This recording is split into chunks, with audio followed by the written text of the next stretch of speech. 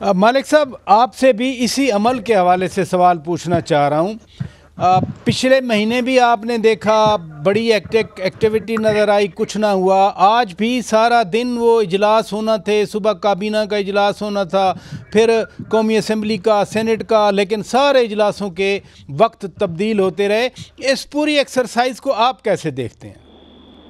देखिए, सीधी सी बात है, नंबर्स गेम का तो इशू है ना। अगर आप मौलाना साहब हटते हैं तो ज्यादा नंबर्स चाहिए, मौलाना साहब होंगे तब भी 2-3 का नंबर रह जाता है, वो ज्यादा आसान है गवर्नमेंट के लिए। और बहरहाल गवर्नमेंट ये चाहेगी कि अगर मौलाना साहब हों भी तब भी ज्यादा से ज्यादा नंबर हम शो करें। तो इशू तो नंबर्स का ही है और उसी के लिए तो नाज नखरे भी उठाए जा रहे हैं। मेरा ख्याल है कि आपने कल जब बिलावल साहब की तकरीर सुनी होगी, जी जी, उसमें नजर आता है कि अब उनका भी सब्र का पैमाना लबरेज हो गया है। उन्होंने कहा जी बात यह है, मैं जाऊंगा मौलाना साहब से मुलाकात करूंगा आखिरी, और मैं तो बनवा के आऊंगा, चेंजेस करवा के आऊंगा। और अगर नहीं हुआ और अगर वो अपोजिशन ना चली साथ तो भाई ठीक है, फिर जो गैर नापसंदीदा तरीका है, मैं वो भी मुतनाज़ तरीका है, वो भी हम अपनाएंगे और मैं PMLN के साथ मिल के कर लूंगा। सो अब everybody is now a bit fed up. मौलाना साहब भी सारी साइड्स को खेल रहे हैं, वो इंजॉय कर रहे हैं।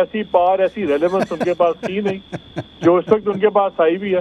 देखिए, रेलेवेंस बड़ी बात होती है। अब आप देखें, नवाज शरीफ साहब की गवर्नमेंट सेंटर में उनके भाई वजीर आजम, उनकी बेटी वजीर आला सबसे बड़े सूबे की, लेकिन वो सियासत में रेलेवेंट नहीं है। इमरान खान, उनकी पार्टी को रगड़ा लग रहा है, उनके बंदे भाग रहे हैं, रोज अंदर हुए होते, मारें पड़ रही हैं, खुद साल से अंदर बैठे हुए, लेकिन सियासत में सबसे ज्यादा रेलेवेंट है। मौलाना साहब इस वक्त तक इरेलेवेंट थे, पहले जरूरी थे, इम्पोर्टेंट थे, लेकिन इस वक्त वो इंतहा की रेलेवेंस है। तो मौलाना साहब जो कहते हैं ना, he is like soaking in the moment. तो वो अपना दबा के अपना वो करेंगे, लेकिन अल्टीमेटली जाएंगे। नजर आ रहा है कि इधर की गवर्नमेंट की बात बनेगी। और किस तरह होना क्या है वो तो गवर्नमेंट ने कोई अब शक नहीं छोड़ा। कैसे होना है वो हमें अगले कुछ घंटों में पता लग जाएगा।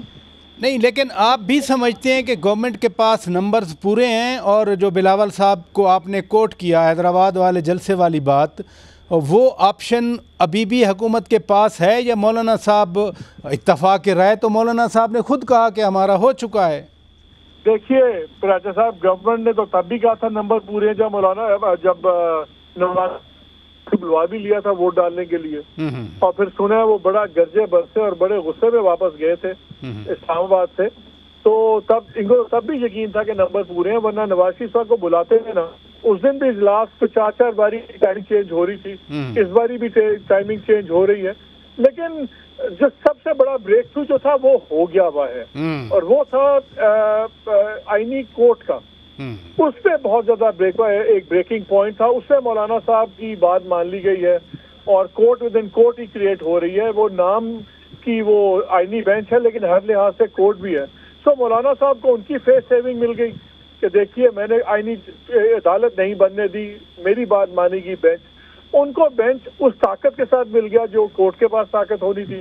तो विन विन सिचुएशन उनके लिए है, PTI के लिए भी विन विन है, उनको तो कुछ करना ही नहीं है। तो अब आई थिंक फैसला हो जाएगा। अब देखना यही है कि मौलाना साथ है या नहीं है। मुझे तो मौलाना साथ जाते नजर आते हैं, to be very honest. I will be very surprise कि अगर वो ना जाए, वो जाएंगे इनके साथ ही।